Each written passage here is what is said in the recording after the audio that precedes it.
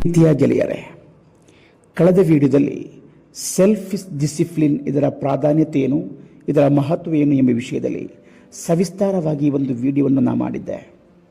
ಇದನ್ನು ಬಿಲ್ಡಪ್ ಮಾಡೋದು ಹೇಗೆ, ಇದನ್ನು ಕಂಡುಕೊಳ್ಳೋದು ಹೇಗೆ ಎಂಬುದರ ಕುರಿತು ಒಂದಿಷ್ಟು ವಿಚಾರಗಳನ್ನು ಈ ವಿಡಿಯೋದಲ್ಲಿ ಹೇಳಲು ನಾನು ಬಯಸುತ್ತೇನೆ. ಸೆಲ್ಫ್ ಡಿಸಿಪ್ಲಿನ್ ತಮಗೆ ತಮ್ಮ ಕಂಟ್ರೋಲ್ನಲ್ಲಿ ಬರಬೇಕಾದ್ರೆ ನಾವು ಆನ್ ರೋಡ್ನಲ್ಲಿದ್ದೇವಾ ಆಫ್ ರೋಡ್ನಲ್ಲಿದ್ದೇವಾ ಎಂದು ತಿಳಿಯಲು ಜಸ್ಟ್ ನಿಮ್ಮ ಶ್ವಾಸವನ್ನು ಒಮ್ಮೆ ಗಮನಿಸಿದರೆ ಸಾಕಾಗುತ್ತೆ. ಏನಿದ್ರೂ ನಿಮ್ಮ ಸೆಲ್ಫ್ ಡಿಸಿಪ್ಲಿನ್ ಪರಿಣಾಮಕಾರಿಯಾಗಿ ನಿಮ್ಮ ಹಿಡಿತದಲ್ಲಿ ಬರಲು ನಾನು ಹೇಳುವಂತಹ 4 ಕಾರ್ಯಗಳನ್ನು ನೀವು ಕಾರ್ಯಗತ ಮಾಡಿದರೆ ತಮ್ಮ ಜೀವನದಲ್ಲಿ ಬೇಕಾಗಿರುವ ಮ್ಯಾಸಿವ್ ಸಕ್ಸಸ್ ನಿಮ್ಮದಾಗುತ್ತೆ ಸ್ನೇಹಿತರೆ. ಒಂದನೆಯದು ವಿಜುವಲೈಸೇಷನ್. ಏನಿದು visualisation? Emotionally engage with your dreams each morning of your life. ಬೆಳಿಗ್ಗೆ ಎದ್ದ ತಕ್ಷಣ ನಿಮ್ಮ ಜೀವನದಲ್ಲಿ ತಾವು ಸೆಟ್ ಮಾಡಿಕೊಂಡಿರುವ ಗೋಲ್ಗಳನ್ನು ಗಳಿಸಿ ಅದರ ಫಲವನ್ನು ಅನುಭವಿಸುವಂತಹ ಚಿತ್ರ ನಿಮ್ಮ ಮನಸ್ಸಲ್ಲಿ ಕಾಣೋದು. ಇದರಿಂದ ತಾವು ಈ ಗೋಲುಗಳನ್ನು ಸಾಧನೆ ಮಾಡಿದ ಅದೇ ಫೀಲ್ಡ್ನಲ್ಲಿ ಬಂದು ನಿಲ್ಲುತ್ತೀರಾ. ಇದರಿಂದ ತಮಗೆ ಆ ಗೋಲುಗಳೊಂದಿಗಿರುವ ಫೋಕಸ್ ಹೆಚ್ಚುವುದರೊಂದಿಗೆ ಸೆಲ್ಫ್ ಡಿಸಿಪ್ಲಿನ್ ಹಿಮ್ಮಡಿಯಾಗಲು ಕಾರಣವಾಗುತ್ತೆ. ಎರಡನೇದು ಸೆಟ್ ಡೈಲಿ ಟೈಮ್ ಟೇಬಲ್. ಅನಗತ್ಯವಾಗಿ ಸೋಷಿಯಲ್ ಮೀಡಿಯಾಗಳಲ್ಲಿ ಕಾಲಹರಣ ಮಾಡುವುದನ್ನು ಬಿಟ್ಟು ಇಷ್ಟು ವರ್ಷದೊಳಗೆ ತಾನು ಗಳಿಸಬೇಕಾದ ಗುರಿ, ಇದು ಸಂಬಂಧಿತ ಇವತ್ತು ತಾನು ಮಾಡಬೇಕಾದ ಕೆಲಸ ಕಾರ್ಯಗಳೇನು ಎಂಬುದರ ಕುರಿತು ಸ್ಪಷ್ಟವಾದ ಒಂದು ಟೈಮ್ ಟೇಬಲ್ ರೆಡಿ ಮಾಡಬೇಕು ಸ್ನೇಹಿತರೆ. ಇದಕ್ಕೆ ಫೋಕಸ್ ಕೊಟ್ಟು ಅಂದಂದಿನ ಯೋಜನೆಯನ್ನು ನಾವು ರೂಪಿಸಿಕೊಳ್ಬೇಕು. ಪ್ರತಿದಿನ ಅತಿ ಕಾರ್ಯಕ್ಷಮತೆಯಿಂದ ಕೂಡಿರಲು ಈ ಟೈಮ್ ಟೇಬಲ್ ನಮ್ಮನ್ನು ಸಹಾಯ ಮಾಡುತ್ತೆ ಸ್ನೇಹಿತರೆ. ಇನ್ನು ಟೈಮ್ಗಳನ್ನು ಬ್ಲಾಕ್ಗಳಾಗಿ ವಿಂಗಡಿಸುವುದು. ಏನಿದು?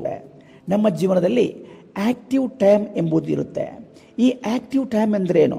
ನಿಮ್ಮ ಜೀವನದಲ್ಲಿ, ನಿಮ್ಮ ದಿನಚರಿಯಲ್ಲಿ early morning routine, physical workout, breakfast, lunch ಮತ್ತಿತರ ಪ್ರೈಮರಿ ನೀಡ್ಸ್ಗಳಿಗೆ ಬೇಕಾಗಿ ನೀವು ಉಪಯೋಗಿಸುವಂತಹ ಟೈಮ್ಗಳನ್ನು ಬಿಟ್ಟರೆ ನಿಮ್ಮ ಕೈಗೆ ಫ್ರೀಯಾಗಿ ಸಿಗುವಂತಹ ಕ್ವಾಲಿಟಿ ಟೈಮ್ ಇದೆಯಲ್ಲ, ಅದೇ ಆಕ್ಟಿವ್ ಟೈಮ್ ಅಂದರೆ. ಈ ಆಕ್ಟಿವ್ ಟೈಮನ್ನು ವಿಂಗಡಿಸಲು ನಾವು ಕಲಿಯಬೇಕು. ಅದೇಗೆ? ಬ್ರೇಕ್ಫಾಸ್ಟ್ನ ಮುಂಚೆ 1 ಗಂಟೆ, ಬ್ರೇಕ್ಫಾಸ್ಟ್ ಕಳೆದ ನಂತರ 2 ಗಂಟೆ, ಲಂಚ್ ನಂತರ 2 ಗಂಟೆ, ಒಂದು ಸಂಜೆ ಹೊತ್ತು 1 ಗಂಟೆ, ಒಂದು ರಾತ್ರಿ ಹೊತ್ತು 3 ಗಂಟೆ. ಈ ಥರ ನಮ್ಮ ಕ್ವಾಲಿಟಿ ಆಕ್ಟಿವ್ ಟೈಮ್ಗಳನ್ನು ವಿಂಗಡಿಸಲು ನಾವು ಕಲಿಯಬೇಕು ಸ್ನೇಹಿತರೆ. ಇದರಿಂದ ನಮ್ಮ ಎಲ್ಲ ಕೆಲಸ ಕಾರ್ಯಗಳು ಆ ಟೈಮಲ್ಲಿ ಫೋಕಸ್ ಕೊಟ್ಟು ನಮಗೆ ಮಾಡಲು ಸಾಧ್ಯವಾಗುತ್ತೆ.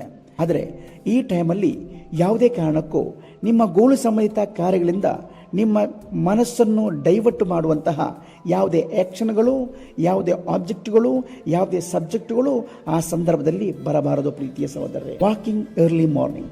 ಸೆಲ್ಫ್ ಡಿಸಿಪ್ಲಿನ್ನೊಂದಿಗೆ ಸಕ್ಸಸ್ ಜೀವನ ನಡೆಸುವ ದಿಗ್ಗಜರು ಅವರ ಜೀವನದಲ್ಲಿ ಕಂಡುಕೊಂಡ ಅತಿ ಪ್ರಧಾನ ಹವ್ಯಾಸ ಎಂದರೆ ಬೆಳಗಿನ ಸಮಯದಲ್ಲಿ ನಡಿಗೆ. ಇದರಿಂದ ಸೆಲ್ಫ್ ಡಿಸಿಪ್ಲಿನ್ನ ಪ್ರಭಾವ ಹೆಚ್ಚುವುದರೊಂದಿಗೆ ಮೆಂಟಲ್ ಎಬಿಲಿಟಿ ಹಾಗೂ ಫಿಸಿಕಲ್ ಎಬಿಲಿಟಿ ಪುಷಪ್ ಆಗುತ್ತೆ ಸ್ನೇಹಿತರೆ. 4ನೇದು ಅವಾಯ್ಡ್ ಟೆಂಪ್ಟೇಷನ್. ಸೆಲ್ಫ್ ಡಿಸಿಪ್ಲಿನ್ ಅಂದರೆ ಎಲ್ಲವನ್ನೂ ತಾನು ಇಚ್ಛಿಸಿದಂತೆ ತನ್ನ ಮನಸ್ಸನ್ನು ಹಿಡಿದಿಟ್ಟುಕೊಳ್ಳುವುದಲ್ಲ. ಅಂದರೆ ನಮ್ಮ ಬ್ರೈನ್ ಯಾವುದಾದರೊಂದು ಟ್ರಿಗರ್ನೊಂದಿಗೆ ಡಿಸೈನ್ ಮಾಡಲ್ಪಟ್ಟಿದೆ ಸ್ನೇಹಿತರೆ. ಯಾವುದೇ ವಸ್ತುವಿನೊಂದಿಗೆ ಬ್ರೈನ್ ಸಂಬಂಧ ಕಲ್ಪಿಸುತ್ತೋ ಆ ವಸ್ತುವಿನೊಂದಿಗಿರುವ ಟ್ರಿಗರ್ ಅದಕ್ಕೆ ಕಾರಣವಾಗುತ್ತೆ. ಒಂದು ಮೊಬೈಲ್ ಫೋನ್ ನಮ್ಮ ಮುಂದಿಟ್ಟುಕೊಂಡು ಕೆಲಸ ಕಾರ್ಯಗಳು, ಗೋಳು ಸಂಬಂಧಿತ ಕಾರ್ಯಗಳನ್ನು ಮಾಡಲು ತೊಡಗಿದರೆ ಅದರಲ್ಲಿ ಬರುವಂಥ ಮೆಸೇಜ್ಗಳು, ನೋಟಿಫಿಕೇಶನ್ಗಳು ನಮ್ಮ ಬ್ರೈನ್ಗೆ ಟ್ರಿಗರ್ ಆಗಿ ಆ ಬ್ರೈನ್ ಅದನ್ನು ಎತ್ತಿಕೊಳ್ಳಲು, ಆ ಮೊಬೈಲನ್ನು ಕೈಗೆತ್ತಿಕೊಳ್ಳಲು ಪ್ರೇರೇಪಿಸುತ್ತೆ. ಆದ್ದರಿಂದ ಈ ಮೊಬೈಲನ್ನು ದೂರವಿಟ್ಟು, ರೂಮಿಂದ ದೂರವಿಟ್ಟು, ಮೊಬೈಲ್ ಮಾತ್ರವಲ್ಲ ನಿಮ್ಮ ಗೋಳು ಸಂಬಂಧಿತ ಕಾರ್ಯಗಳಿಗೆ ಅಡ್ಡಿಯಾಗುವಂತಹ ಯಾವುದೇ ಟ್ರಿಗರ್ಗಳು, ಟೆಂಪ್ಟೇಷನ್ಗಳು ಯಾವುದೆಲ್ಲ ಇದೆ ಅವುಗಳನ್ನೆಲ್ಲ ನಿಮ್ಮ ವರ್ಕಿಂಗ್ ರೂಮಿಂದ ಹೊರಗಿಟ್ಟುಕೊಂಡು ನಿಮ್ಮ ಕೆಲಸ ಕಾರ್ಯಗಳನ್ನು ನೀವು ತೊಡಗಬೇಕು ಸ್ನೇಹಿತರೆ. ಈ ಸಂದರ್ಭ ಬ್ರೈನ್ನ ಟ್ರಿಗರ್ಗೆ ನೀವು ಒಳಗಾಗುವ ಅವಶ್ಯಕತೆ ನಿಮಗೆ ಬರಲ್ಲ. ಈ ಸಿದ್ಧಾಂತವನ್ನು ಪ್ರಶಸ್ತ ಸೈಕಾಲಜಿಸ್ಟ್ ಜೇಮ್ಸ್ ಕ್ಲೇರ್ ಅವರ ಪುಸ್ತಕದಲ್ಲಿ ಬರೆದಿದ್ದಾರೆ. ಆಟೋಮಿಕ್ ಹ್ಯಾಬಿಟ್ಸ್ ಬಿಲ್ಡ್ಸ್ ಎಂಬ ಪುಸ್ತಕದಲ್ಲಿ ಅವರು ಇದನ್ನು ಬರೆದಿರುತ್ತಾರೆ. ಅವರ ಪ್ರಕಾರ ಅವರು ಯಾವುದೇ ಕೆಲಸ ಕಾರ್ಯವನ್ನು ಮಾಡೋದಾದರೆ ಮಧ್ಯಾಹ್ನ ತನಕ ಅವರ ಮೊಬೈಲ್ ಫೋನನ್ನು ಅವರ ರೂಮಿನಿಂದ ಹೊರಗಿರುವಂತಹ ರೂಢಿ ಅವರಿಗಿದೆ ಅಂತೇಳಿ ಅವರು ತನ್ನ ಪುಸ್ತಕದಲ್ಲಿ ಬರೆದಿದ್ದಾರೆ. ಈ ಥರ ನಮ್ಮ ಹ್ಯಾಬಿಟ್ಗಳು, ಈ ಥರ ನಮ್ಮ ಸೆಲ್ಫ್ ಡಿಸಿಪ್ಲಿನ್ ಮಾಡೋದಾದರೆ ನಮ್ಮ ಸೆಲ್ಫ್ ಡಿಸಿಪ್ಲಿನನ್ನು ಪರ್ಫೆಕ್ಟ್ ಆಗಿ ಎಫೆಕ್ಟ್ ಆಗಿ ಬಿಲ್ಡಪ್ ಮಾಡಿ ನಮ್ಮಿಂದ ಸಾಧ್ಯ.